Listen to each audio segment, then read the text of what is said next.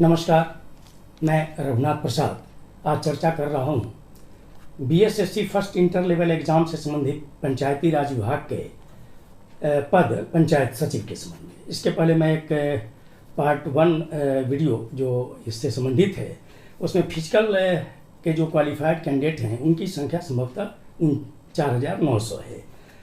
एक कैंडिडेट ने आज मुझे सूचना दी। मैं ये बतलाऊं कि पंचायत सचिव के रिक्त पदों की संख्या 3161 है, जिसकी नियुक्ति की कार्रवाई चल रही है बिहार कर्मचारी चयन आयोग के द्वारा। संबंधित विज्ञापन की श्रेणी बी के पद पर यह क्रमांक 5 पर है और मुख्य परीक्षा के लिए जो फॉर्म भरा गया है उसमें इस पद का कोड 9 है।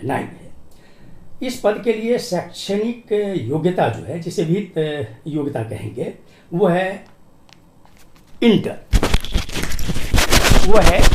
और वांछनीय योग्यता के रूप में इसमें अंकित है कंप्यूटर पर टंकन तथा एमएस ऑफिस का ज्ञान। विज्ञापन के बिंदु 2 में उल्लिखित है कि मुख्य परीक्षा में प्राप्तांक, तैयार सामान्य मेधा सूची, अभ्यर्थियों द्वारा दिए गए विकल्प, शैक्षणिक योग्यता एवं अन्य शर्तों पात्रता के आधार पर सेवा का आवंटन किया जाएगा। स्पष्ट है कि बहुत से कैंडिडेट्स के मन में यह दुविधा है कि अन्य शर्त और पात्रता की जो चर्चा की गई है उसका मतलब होगा कि तकनीकी और वांछनीय योग्यता तथा इसके आधार पर मेधा सूची क्रमांक और पद विकल्प के आधार पर जो कैंडिडेट पंचायत सचिव पद के लिए स्थान पाने योग्य होंगे, परंतु यदि वे आयोग द्वारा आयोजित कंप्यूटर पर टंकन तथा एमएस ऑफिस के ज्ञान संबंधी परीक्षा और टेस्ट जो भी कहिए उसमें क्वालिफाई नहीं करते हैं तो उन्हें इस पद के लिए अयोग्य घोषित कर दिया जाएगा। इस तरह की क्वेरी दर्जनों कैंडिडेट्स ने की है और तो मैंने उन लोगों से कहा कि आप इससे संबंधित जो नियमावली है वो भी मुझे आप दीजिए।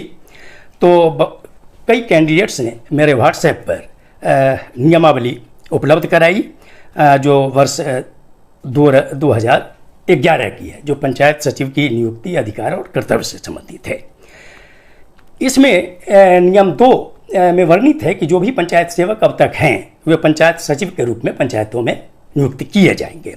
और इस नियमावली के नियम 3 का प्रावधान है कि ग्राम पंचायत के शेष रिक्त पदों पर इस नियमावली के प्रावधानों के अधीन नियुक्ति की जा सकेगी।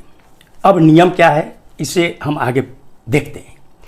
ये नियम 4 जिसका उपनियम 3 को कहता है कि आवश्यक अर्हता सरकार से मान्यता प्राप्त शिक्षण संस्थान से उच्चतर माध्यमिक / इंटरमीडिएट / समकक्ष परीक्षा उत्तीर्ण होना होगा।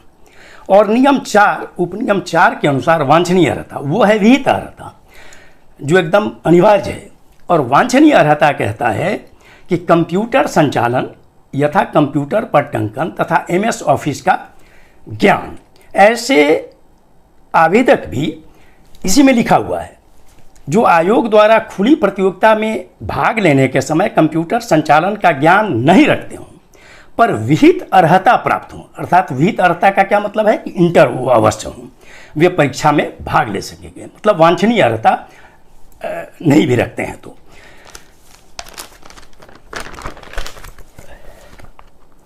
परंतु नियम 5 के अधीन इसी में आगे लिखता है कि नियम 5 के अधीन विहित परिवीक्षा अवधि, इसका मतलब होता है प्रोबेशन पीरियड के दौरान सामान्य प्रशासन विभाग की अधिसूचना संख्या 1609 दिनांक 24/5/2011 द्वारा यथानियत वांछनीय अर्हता प्राप्त करनी होगी। वांछनीय अर्हता प्राप्त करनी होगा मतलब कि उस प्रोबेशन पीरियड में उन्हें कंप्यूटर टाइपिंग और एमएस ज्ञान का जो है उसको पास करना होगा। अन्यथा उनकी सेवाएं संपुष्ट नहीं की जाएगी और सेवाएं समाप्त कर दी जाएगी। स्पष्टता ये है कि वांछनीय अर्हता का मतलब ही होगा कंप्यूटर टाइपिंग और एमएस ऑफिस का ज्ञान।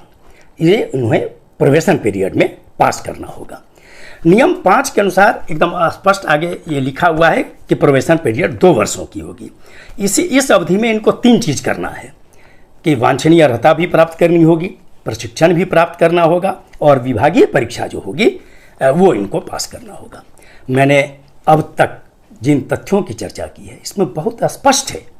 मैं समझता हूँ कि इसके आधार पर जो नियमावली है पंचायती राज विभाग की पंचायत सचिव के नियुक्ति से संबंधित, इसके जो बिहार का गजट संख्या 323 दिनांक 7/7/2011 का है, उस अवधि उस तिथि और आयोग का जो विज्ञापन निकला है 06060114 उसके प्रकाशन की तिथि के बीच यदि पंचायती राज विभाग ने वांछनीय अर्हता नियम 4 के उपनियम 4 में कोई संशोधन नहीं किया है तो वैसे सभी कैंडिडेट्स, मैं ये बहुत इंपॉर्टेंट है, मैं जो मान रहा हूँ कि वैसे सभी कैंडिडेट्स जो मुख्य परीक्षा में प्राप्त अंक के आधार पर मेधाक्रम, पदवार प्राथमिकता क्रम और एप्लीकेबल मेरिटोरियस रिजर्व कैटेगरी के आलोक में पंचायत सचिव पद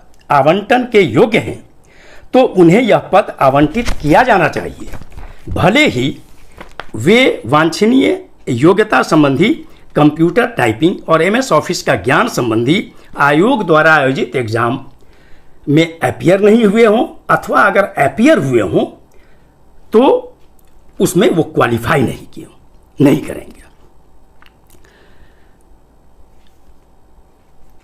पंचायती राज विभाग के इस पद हेतु जो अनुशंसा भेजी जाएगी, इसका मेरा मानना है कि अगर अपीयर नहीं हुए या पास नहीं किए तब भी जो अनुशंसा सूची तैयार हो उसमें जो आवंटन मिलता है उस 3 आधार पे तो उनको पद मिलना चाहिए। लेकिन जो अनुशंसा सूची जाए विभाग को उसमें यह स्पष्ट दर्ज होना चाहिए ऐसे कैंडिडेट्स के विरुद्ध जो पास नहीं किए अपीयर होने के बाद भी तो और या अपीयर नहीं हुए, उनके जो रोल नंबर और नाम होंगे उनके सामने रिमार्क्स कॉलम में अंकित किया जाना चाहिए कि इनकी अनुशंसा इस शर्त के साथ की जाती है कि जो नियम है उसके आधार पर प्रोबेशन पीरियड में इन्हें ये पास करना होगा। एक भारतीय नागरिक के रूप में मेरा विनम्र अनुरोध है आयोग से कि इन नियमों के आलोक में, इन तथ्यों के आलोक में अधियाची विभाग पंचायती राज, नोडल विभाग सामान्य प्रशासन विभाग तथा विधि विभाग का भी परामर्श आवश्यकता अनुसार प्राप्त करने की कार्रवाई की जा सकती है। अगर आपको ये वीडियो अच्छा लगा हो तो निश्चित रूप से इसे लाइक करेंगे, शेयर करेंगे, सब्सक्राइब अब तक नहीं किया है तो सब्सक्राइब करेंगे और बेल आइकन को ज़रूर टच करेंगे ताकि आने वाला जो भी वीडियो हो उसका नोटिफिकेशन आपको तुरंत मिल जाए। मैं अगला वीडियो फिर महत्वपूर्ण तकनीकी बिंदुओं पर जारी करूंगा जल्द ही। आप सभी लोगों के लिए शुभकामना कि आप सुरक्षित रहें। आप सभी लोगों को बहुत बहुत धन्यवाद। जय हिंद।